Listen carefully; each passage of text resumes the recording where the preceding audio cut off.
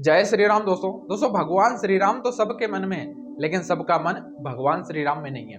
और दोस्तों ये कलयुग है जहां पर सीखने को बहुत कुछ है, लेकिन सीखना कोई चाहता नहीं है। दोस्तों नमस्कार, मेरा नाम संतोष यादव और आप देख रहे हैं द डायमंड टॉक। दोस्तों चैत्र मास की शुक्ल पक्ष तिथि थी नवमी, तब हुआ था हमारे भगवान श्री राम का जन्म। और जब भगवान श्री राम का नामकरण हो रहा था तो महर्षि वशिष्ठ जी ने राजा दशरथ से कहा, जो आनंद सिंधु सुख राशि सिकरते त्रिलोक सुपासी, जो सुख धाम राम अस नामा अखिल लोक दायक विश्रामा। जो आनंद के समुद्र हैं, सुख की राशि है, जो सबको आनंद देने वाले हैं, सुख के धाम हैं, आपके सबसे बड़े पुत्र का नाम श्री राम है। जब चैत्र मास के शुक्ल पक्ष की नवमी तिथि को भगवान श्री राम का जन्म हुआ तो यह आनंद व्यक्ति से शुरू होकर प्रकृति तक पहुंच गया। कहते हैं कि भगवान श्री राम का जब जन्म हुआ तो सरयू में जल बढ़ गया, उसमें पवित्रता आ गई, वृक्षों में फल आ गए, वातावरण जो था बिल्कुल वातानुकूलित था, न ज्यादा धूप थी न ज्यादा छांव थी। कहा जाता है कि 1 महीने तक अयोध्या में रात्रि ही नहीं हुई। सारी तिथियां दुखी हो गई कि प्रभु श्री राम ने हमारी तिथि में जन्म नहीं लिया, यहाँ तक कि काल भी रुक गया। उसके बाद 1 महीने के बाद सारी तिथियां ज्यों की त्यों चालू हो गई, सभी दूर आनंद का माहौल हो गया। शुक्ल पक्ष को लगा कि भगवान श्री राम ने मेरे पक्ष में जन्म लिया है, मेरे दिन जन्म लिया है। वहीं कृष्ण पक्ष को यह लगा कि मैं अभागा रह गया हूं, भगवान ने मेरे पक्ष में जन्म नहीं लिया। तब भगवान श्री राम ने कहा कि आप दुखी मत होइए, जब द्वापर युग में आऊंगा कृष्ण के रूप में तो कृष्ण पक्ष में ही जन्म लूंगा। दोस्तों भगवान श्री राम का चरित्र, भगवान श्री राम का जीवन जो बहुत कुछ हमें सिखाता है। यदि आप इसको विस्तार से पढ़ना चाहते हैं तो अपने जीवन में रामचरितमानस को जरूर पढ़ना चाहिए। दोस्तों आज है फ्राइडे। वैसे तो प्रभु श्री राम से सीखने वाली बहुत सारी बातें हैं, लेकिन आज है फ्राइडे और लर्निंग सीरीज में आज के इस वीडियो में हम बात करेंगे भगवान श्री राम के जीवन से सीखने वाली 5 कमाल की बातें जो हमारा पूरा जीवन ही बदल देगी। तो आइए शुरू करते हैं। उससे पहले यदि आपने अभी तक हमारे YouTube channel the diamond talk को सब्सक्राइब नहीं किया है तो यार सब्सक्राइब जरूर करिएगा, क्योंकि सनातन धर्म से जुड़े हुए वीडियो हम आपके लिए लेकर आते हैं, मोटिवेशन और इंस्पिरेशन से जुड़े हुए वीडियो हम आपके लिए लेकर आते हैं। तो चलिए शुरू करते हैं और सीखते हैं भगवान श्री राम से वो 5 बड़ी बातें जो हमारे जीवन में बहुत बड़ा वर्क करने वाली है। दोस्तों भगवान श्री राम से सीखने वाली 5 सबसे बड़ी सीख में पहले नंबर पर आती है कि मन को शांत रखना सीखिए। विपरीत परिस्थितियों में भी अपने मन को शांत रखना चाहिए। भगवान श्री राम ने अपने जीवन काल में कई सारे राक्षसों का संहार किया, कई सारे युद्ध किए, रावण का वध किया, लेकिन हमेशा वो अपने दिमाग को शांत चित्त रखते थे। अपने चित्त को हमेशा जो है कंट्रोल में रखते थे, उसको शांत करके रखते थे। रामायण में एक वर्णन है जहां पर मेघनाथ और लक्ष्मण जी का युद्ध होता है, और मेघनाथ जो है आकाश में अलग अलग तरीके से युद्ध करता है। कपट के साथ जो है आकाश में युद्ध कर रहा था, कभी यहाँ से बाण चलाता है तो कभी वहां से बाण चलाता है। अब लक्ष्मण जी को क्रोध आता है तो लक्ष्मण जी भगवान श्री राम के पास जाते हैं और भगवान श्री राम से कहते हैं कि भैया मुझे आज्ञा दीजिए, मैं इस पे ब्रह्मास्त्र चलाऊंगा। तब भगवान श्री राम कहते हैं कि नहीं भ्राता, यहाँ पर आपको ब्रह्मास्त्र नहीं चलाना चाहिए। जो आपके पास में आके युद्ध करता है, जो पागलपन के साथ युद्ध करता है, जो छुप के युद्ध करता है, ऐसे व्यक्ति पर आपको कभी भी ब्रह्मास्त्र नहीं चलाना है। तब लक्ष्मण जी वापस युद्ध करने के लिए जाते हैं युद्ध क्षेत्र में, और उसके बाद जिस तरीके से कपट से मेघनाथ युद्ध कर रहा था वहां पर शक्ति बाण चला देता है लक्ष्मण के ऊपर। लक्ष्मण जी मूर्छित हो जाते हैं। वहां पर भी भगवान श्री राम जो है अपने शांत को चित्त रखते हैं, अपनी सेना से चर्चा करते हैं, लंका से जो है वेद को बुलाते हैं, सुशील वेद को बुलाते हैं। तब पता चलता है कि जड़ी बूटी से इनका इलाज हो सकता है। भगवान श्री राम अपनी ही सेना में अपने प्रिय हनुमान जी से कहते हैं और हनुमान जी महाराज जड़ी बूटी लेकर आते हैं, और उसके बाद जो है लक्ष्मण जी जीवित हो जाते हैं और उसके बाद वापस युद्ध करने के लिए चले जाते हैं। तब भी इतनी सारी परिस्थितियों होने के बावजूद भी भगवान श्री राम हमेशा ही शांत मन रखते हैं, अपने दिमाग को शांत रखते हैं, कहीं भी वो क्रोधित नहीं होते। दोस्तों भगवान श्री राम से सीखने वाली दूसरी सबसे बड़ी बात है कि जीवन में चरित्रवान बनिए। भगवान श्री राम रावण का वध कर देते हैं, रावण मूर्छित होकर जमीन पर गिरा हुआ रहता है और अपने अंतिम श्वास गिन रहा होता है। तब भगवान श्री राम अपने भ्राता लक्ष्मण को कहते हैं कि जाइए रावण से कुछ सीख कर आइए। भगवान श्री राम की आज्ञा पाकर लक्ष्मण जी जाते हैं रावण के पास। अब रावण लक्ष्मण जी से एक सवाल करते हैं और लक्ष्मण जी से रावण कहते हैं कि मेरे एक सवाल का आप जवाब दीजिए, उसके बाद मैं तुम्हें कुछ सिखाऊंगा। तब रावण लक्ष्मण जी से पूछते हैं कि मेरी जो हार हुई है उसका सबसे बड़ा कारण क्या है, मुझे इसका जवाब दीजिए। तब लक्ष्मण जी रावण से कहते हैं कि मुझे नहीं पता, तब रावण कहता है कि मेरी हार का सबसे बड़ा कारण है कि मैं चरित्रहीन हो गया था, पराई स्त्री पर मेरी नजर चली गई थी, हीनता की भावना आ गई थी, लोभ मोह बहुत सारी चीजों से मैं जो है व्याप्त हो गया था। जबकि राम, तुम्हारी सेना सब कुछ जो है चरित्रवान थे, तुम्हारी पूरी सेना चरित्रवान थी, मैं चरित्रहीन हो गया था। ये मेरी हार का सबसे बड़ा कारण था। साथ ही साथ रावण ने कहा कि अपनों का साथ होना भी बहुत जरूरी है। मेरा भाई विभीषण मुझे छोड़कर चला गया, जबकि तुम अपने भाई के साथ खड़े रहे, पूरी सेना खड़ी रही। इतनी विशाल काय मेरी सेना को हराने का यदि सबसे बड़ा कोई कारण है तो वो यही है कि तुम्हारे पास अपनों का साथ था, मेरे पास अपनों का साथ नहीं था। तुम्हारे भैया, तुम्हारी पूरी सेना चरित्रवान थी, जबकि मैं चरित्रहीन था। तो दोस्तों, भगवान श्री राम से दूसरी सबसे बड़ी लर्निंग सीखने को मिलती है कि जीवन में हमेशा चरित्रवान बनिए।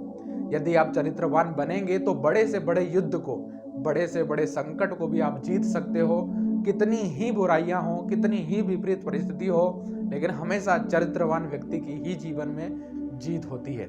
दोस्तों, तीसरी सबसे बड़ी लर्निंग जो भगवान श्री राम हमें सिखाते हैं कि रिश्तों को महत्व दीजिए। दोस्तों, जो मर्यादा में रहकर उत्तम आचरण करता हो उसे ही मर्यादा पुरुषोत्तम कहा जाता है। और भगवान श्री राम ने अपने पूरे जीवन काल में हमेशा जो है अपनी मर्यादा में रहे और कभी भी उन्होंने अपनी मर्यादा का उल्लंघन नहीं किया। अपने पूरे जीवन काल में उन्होंने जो भी किरदार निभाया हो, चाहे पिता का किरदार निभाया हो, पति का किरदार निभाया हो, पुत्र का किरदार निभाया हो, हमेशा अपनी मर्यादा में रहे, इसलिए उन्हें मर्यादा पुरुषोत्तम भगवान श्री राम कहा जाता है। और हमेशा ही उन्होंने अपने रिश्तों को महत्व दिया। भगवान श्री राम सब जानते थे, लेकिन उसके बावजूद उन्होंने अपने पिता के वचन को नहीं टूटने दिया, अपने माँ के वचन का अपमान नहीं किया और हंसते हंसते वनवास स्वीकार कर लिया। चारों भ्राताओं में इतना प्रेम था कि कुछ कहा नहीं जा सकता। जब भगवान श्री राम वनवास को गए तो उनके जो छोटे भाई थे लक्ष्मण जी, वो उनके साथ वनवास को चल दिए। भरत जी की यदि बात करें तो भरत जी ने राजगद्दी छोड़ दी। ये होता है भ्राताओं में प्रेम, और इसी प्रकार का प्रेम हमेशा ही भाइयों में होना भी चाहिए। और यहाँ पर हमें सबसे बड़ी लर्निंग सीखने को मिलती है कि भ्राताओं में प्रेम कितना जरूरी है। दोस्तों, भगवान श्री राम ने अपने पूरे जीवन काल में अपने गुरुओं का सम्मान किया, अपने भाइयों को प्यार दिया, बड़ों को सम्मान दिया, छोटों को प्यार दिया, अपने जीवन में सबको एक साथ लेकर चले वो भगवान श्री राम, और हमेशा अपनी मर्यादा में रहे, कभी भी अपनी मर्यादा का उल्लंघन नहीं किया। इसलिए भगवान श्री राम को मर्यादा पुरुषोत्तम भगवान श्री राम कहा जाता है। और सबसे बड़ा प्रेम होता है अपने परिवार का प्रेम, क्योंकि हमेशा ही उनका पूरा परिवार, उनके भ्राता हमेशा उनके साथ रहे। इसलिए दोस्तों, कहा जाता है कि जीवन में आप कोई भी पद पालो, कहीं भी जीवन में पहुंच जाओ, कुछ भी जीवन में कमा लो, लेकिन यदि अपने परिवार का साथ नहीं है, परिवार का प्यार नहीं है, तो आप जीवन में अधूरे हैं, फिर आपने जीवन में कुछ पाया नहीं है। इसलिए सबसे बड़ा धन, सबसे बड़ी संपत्ति यदि कोई है तो वो परिवार की संपत्ति है। तो भगवान श्री राम से चौथी सबसे बड़ी लर्निंग जो हमें सीखने को मिलती है वो ये है कि परिवार में एकता बना के रखिए। राजा दशरथ के 4 पुत्र थे, चारों के चरित्र अलग अलग थे, लेकिन चारों में एकजुटता थी, चारों में एकता थी, चारों एक दूसरे से बहुत ही ज्यादा प्रेम करते थे। दोस्तों, जीवन में आप दुनिया में कोई भी पद हासिल कर ले, कुछ भी जीवन में प्राप्त कर ले, यदि परिवार में एकता नहीं है, भाइयों में एकता नहीं है, तो वो चीज फिर किसी काम की रह नहीं जाती है। भगवान श्री राम जो कि राज परिवार से थे, यदि वो चाहते तो केवट को गले नहीं लगाते, वो चाहते तो सबरी के झूठे बेर नहीं खाते, लेकिन उन्होंने केवट को गले लगाया, सबरी के झूठे बेर भी खाए और समाज को, दुनिया को, संसार को ये संदेश दिया कि राम राज्य जो है वो समानता का है, राम राज्य में हमेशा समानता रहेगी। और समानता का उन्होंने संदेश दिया। जब लंका पर चढ़ाई करनी थी तो उन्होंने वानरों की सेना बनाई और वानरों की सेना के साथ उन्होंने युद्ध किया, लंका पे चढ़ाई कर दी, यानी सभी को बराबर दिया, वो संगठन बना के रखा, एकता का संदेश दिया, संगठित होने का संदेश दिया। इसलिए दोस्तों, सबसे बड़ी जो लर्निंग हमें सीखने को मिलती है भगवान श्री राम से, चौथी सबसे बड़ी लर्निंग वो ये है कि हमेशा परिवार में एकता बना के रखिए और संगठित रहिए। तो भाइयों का चरित्र अलग था, लेकिन फिर भी चारों में बराबर प्यार था। दोस्तों, आज के समय में हम छोटी छोटी बातों पर रूठ जाते हैं, छोटी छोटी बातों पर हम लड़ने लग जाते हैं, परिवार में लड़ाइयाँ हो जाती है, भाइयों में लड़ाइयाँ हो जाती है, सिर्फ छोटी छोटी बातों पर। थोड़ा सा संयम रखें और थोड़ा सा दिमाग से सोचेंगे तो हम देखेंगे कि परिवार से बड़ा धन तो हमारे जीवन में कुछ है ही नहीं, भाइयों से बड़ा धन तो इस दुनिया में कुछ भी नहीं है। इसलिए परिवार में एकजुटता बना के रखिए, संयम रखिए और एकता बनाए रखिए, चाहे परिवार में हो चाहे समाज में हो। दोस्तों, वैसे तो भगवान श्री राम से बहुत सारी चीजें सीखने को भी यहाँ पर हमें मिलती हैं, लेकिन जब आज के इस वीडियो में हम 5 लर्निंग की बात कर रहे हैं तो लर्निंग नंबर 5 में जो हमें सीखने को मिलता है भगवान श्री राम से, वो ये है कि जीवन में विनम्र बने रहिए, हमेशा अपने जीवन में विनम्र रहिए। जब भगवान श्री राम को लंका जाना होता है तो वो समुद्र के पास जाकर प्रार्थना करते हैं, उनसे रास्ता मांगते हैं और वहां पर जो है वो तपस्या करते हैं। वो तपस्या कर कर उस मार्ग को प्रशस्त करते हैं। वहीं पर लक्ष्मण जी क्रोधित हो जाते हैं। लक्ष्मण जी कहते हैं कि भैया आप मुझे आज्ञा दीजिए, अभी रास्ता बना लेंगे। लेकिन लक्ष्मण जी को भगवान श्री राम कहते हैं कि नहीं नहीं, हमें प्रार्थना करनी चाहिए, वो प्रार्थना से ही हल होगा।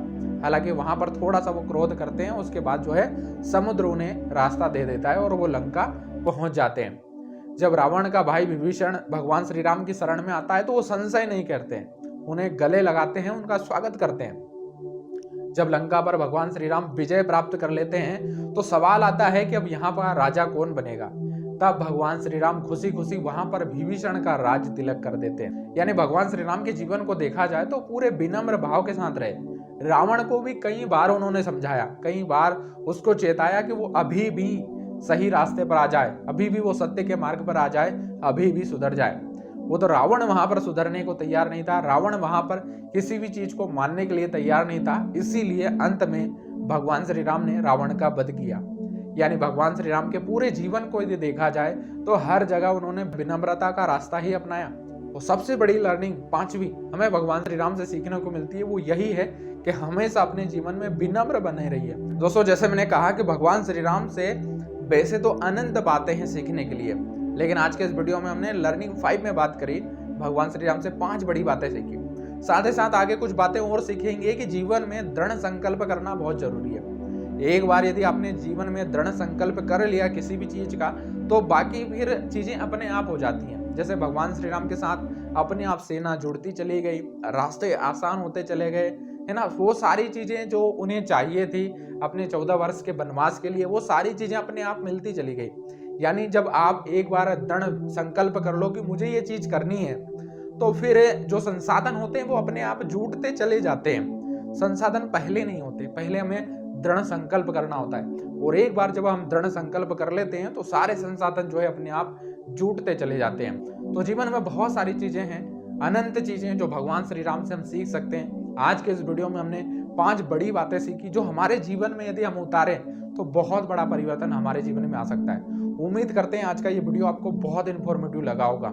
दोस्तों, यदि अभी तक आपने हमारी YouTube channel the diamond talk को सब्सक्राइब नहीं किया है तो यार सब्सक्राइब जरूर करिएगा, वीडियो को लाइक जरूर करिएगा और कमेंट में जय श्री राम जरूर लिखिएगा। आज के इस वीडियो से आपने क्या सीखा है, अपने विचार आप वीडियो में कमेंट बॉक्स में जाकर जरूर बताइएगा। मिलते हैं फिर से किसी खास वीडियो में, तब तक के लिए आप सभी लोगों को जय श्री राम।